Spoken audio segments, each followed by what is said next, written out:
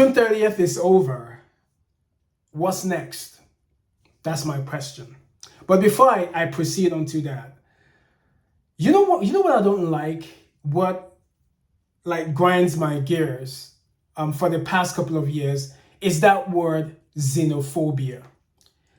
My question, who is the person, or who are the people or the organization whatsoever that tagged what happened, is happening in South Africa at xenophobia?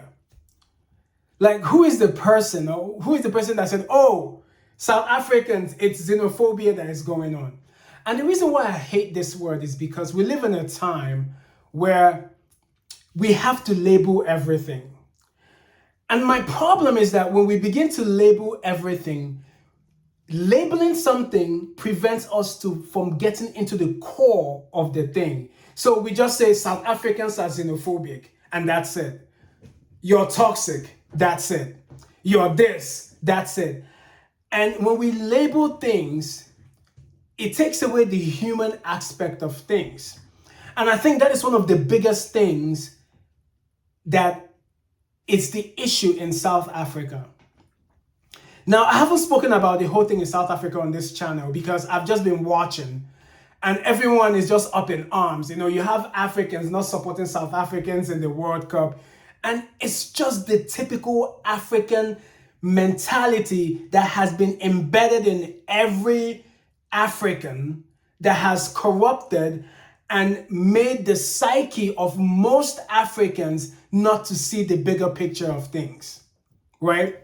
Now, one might say that, okay, yes, the way things what has been happening in terms of what South Africans have decided to do after feeling that they've endured so much in a long time might not be the right way to do things in terms of the violence and things like that.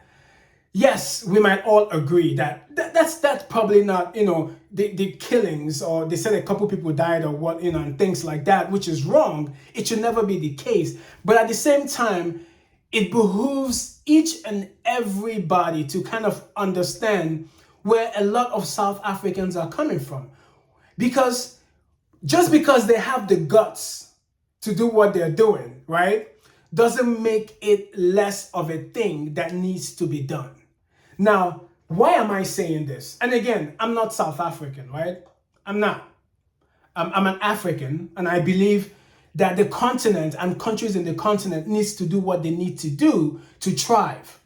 Yes, being together is the ultimate goal, but it's important for every country to do what it needs to do to make sure that it is stable first before it takes other responsibilities. A lot of things mar the African continent. Like, a lot of things are happening across. We know there's youth unemployment is crazy.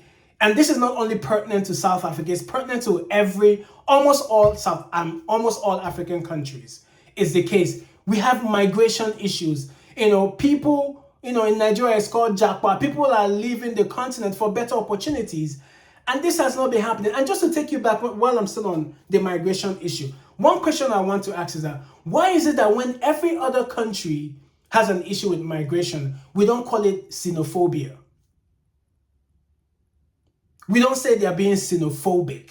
We don't label that country as, oh, they're xenophobic, or it's only when it comes to countries in Africa that we have a label for it. Other places in the world, it's protection of their borders. It's migration or illegal it's something that will make us look at the human part of it. But when it comes to Africa, and Africans are in the forefront of this whole thing, they're the ones. Oh, everyone, and it's the craziest thing ever. And we need to stop it. We need to begin to try to understand issues at a human level so that we can find solutions to it. Now, yes, migration is a problem. It's not just in South Africa, it's all around Africa. There's a whole bunch of conflict and displacement in Sudan, in Congo. These things are happening. There's economic challenges all around the continent. There's, various other things happening. South Africa has been in the forefront of all these things because, before there was the whole migration issue of, people who are from other countries within the country, and they wanted them out. And their reason was because they were committing crimes, they're taking jobs, they're doing all manner of things. If you're someone who is not South African, you're quick to be like, oh, just say whatever you want to say. But if you are South African, it's a different perspective. And this is the reason why we need to stop labeling things so that we can understand. If you label things, you stop your brain, you stop your thinking faculty from trying to get into the nitty-gritty of what is happening. And that is why this labeling thing needs to stop. It needs to stop. We need to be smart enough to have the conversation. Now, in South Africa, there's a lot of things. South Africa is free, quote unquote, maybe politically free. But South Africa is not really a free country. South Africa went through apartheid, however you want to say it. It just ended in 1994. That's not even, how many years? Is that 30 years or something? That's nothing. But the truth is that South Africa is still segregated. It's still segregated. There's literally parts of South Africa, you Soweto here, then all of a sudden you have, is it Alexandria or something, is rich. There's extreme poverty, extreme wealth. The country is set up in a way that if I was a South African, I would be angry. I've been to Cape Town. And when I was in Cape Town, I couldn't help but it's like night Cape Town and Johannesburg, it's just like day and night, So that is the problem. When you're in the country and you see what's going on, it becomes a problem. And then as a South African, you're trying your best to secure your family. Then you have other people who are coming in from other countries. And the thing is that when people migrate into South Africa, they're not migrating into the rich places. They're coming into the poor areas. And then the small food, just for an example, that the locals are trying to gather, they have influx of people and that food is being taken away. And then it becomes a problem. And that it's important for us to look at that, consider those perspectives, right? And then, when you look at it from the South African perspective, you begin to understand why. And then I want to also mention that, yes, the way things have been going about in terms of the jungle justice and all those things, I'm against it. It's not right. But there's a reason for that, right? And this is why I try to understand. There's corruption, right? When the government refuses to do what it's supposed to do, when people have been pained, there's pressure, there's going to be a bust. And that's what's happening in South Africa. The government is not doing what it's supposed to do. The government is not securing the borders. It's not adhering to the laws when it comes to employment of South Africans and things like that. So the people have had enough and they've taken matters into their own hands. But it's important that we take a balanced perspective in all these things, right? While it's important for South Africans or every other country on the continent to secure their borders, right? It's important. South Africans need to secure their borders. That's a no-brainer. It's a sovereign nation. Sovereign nations have to do that. They have to enforce migration laws. And this is where the immigration people in South Africa fall short. Now, I do want to say that going to South Africa, traveling in Southern Africa, South Africa was the best welcoming experience I ever had. While at the airport, the person, it was a very pleasant conversation, and the person, even though I went with my African passport, my country's passport, there wasn't any kind of, let's do an extra search, which I experienced in other Southern African countries. So it shows that even South Africa just wants people to abide by the laws. If you're coming in legal, you have your papers, I don't think there will be an issue at all. So enforcing immigration laws is important. Because I've heard several things about corruption within the South African immigration sector, which is something the government needs to fix. Another thing is that countries have the right to deport people who are in the country unlawfully, but it has to be done through due process. For all you Africans, every African country has the right to deport people who are in their country unlawfully. However, it has to be done in due process. Just because they deport you doesn't mean that they are xenophobic. Now, a lot of people travel unlawfully and things like that. It happens. But you have to understand that countries have the right to deport people who are in their country unlawfully. And then countries have the right to protect employment opportunities for their citizens when it's appropriate. And I think this is one of the areas where South Africa is really, really trying to kind of make sure that their government adheres to this. And this is where a lot of people have problem, but it is the truth. There are preferences. In every country, some countries have government positions has to be employed by their citizens. There are certain areas in public work that citizens of a country have to occupy. So every country has the right to have caveats for its citizenry so they can be employed. And most of the complaints for a lot of South Africans is that this is no longer the case in South Africa because of certain things that are happening, etc., etc., etc. But now, at the same time, government have their responsibility as well.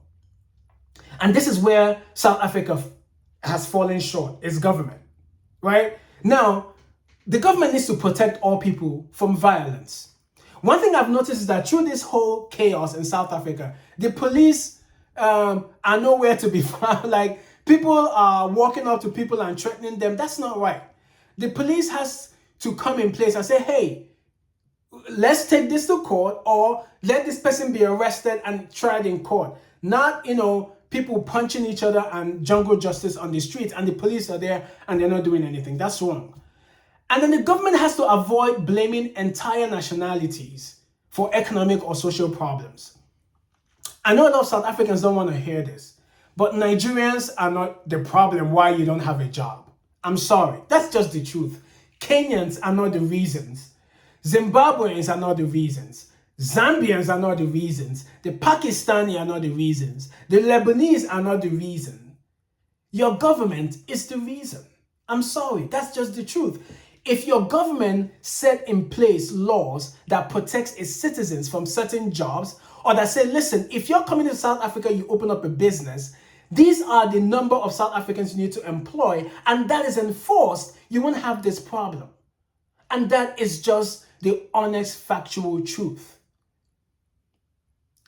So what does this mean? This means that the government of South Africa and the government of every African country as a whole needs to address the underlying issues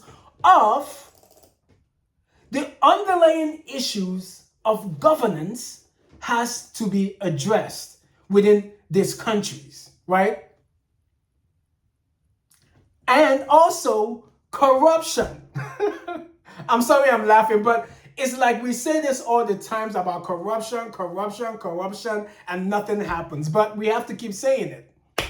So countries need to address governance issues, corruption issues, education issues, infrastructural issues, and then job creation. These are the underlying issues that needs to happen in South Africa. Now, it's going to take time because South Africa is a very interesting case on the continent. South Africa is a very interesting country. That is why when the citizens though this is happening, I don't blame them. I don't. My only thing is that things need to be done with due process. We need to find a way to not resort to violence on the continent. We need to find a way not to resort to hatred of each other on the continent, because that does not move us forward. And that is why I asked the question I asked. June 30th has happened, South Africans. What is next? Now that you've taken everybody out, the work begins. South Africans, you have to show us that indeed it wasn't other countries that were taking your jobs and making your country a disaster. We believe you. I believe you. Whatever you say, it's your country. But now you have to let us know, because you've taken your action. You've done what you needed to do that makes you feel good. Okay, you're right. So now what? What's the next move? This is when South Africans need to really address the underlying issues. The room, and I understand sometimes you have to clean your house to bring in new furniture. South Africans, you've cleaned the house. Let's say you have. Now, let's see the type of furniture you're going to bring in. And we're going to wait to see if that furniture is a furniture, or those furnitures are going to last, or they're going to fulfill what you really want. Because I'm rooting for South Africa. I'm also rooting for every other African country. It's important that we get it right. And if South Africa is the beacon for that, hey, let's go. But let's not tag things xenophobia and tag it hate and tag it this and that. And then it prevents us from seeing the humanity in it, because it's a problem that needs to be addressed. Like I mentioned, South Africa, you've cleaned your house. And I hope now you're going to bring in great furniture that is pristine, that is great, so that we can see and so that we know that all the work that your locals have done within this month was not just in vain. Peace.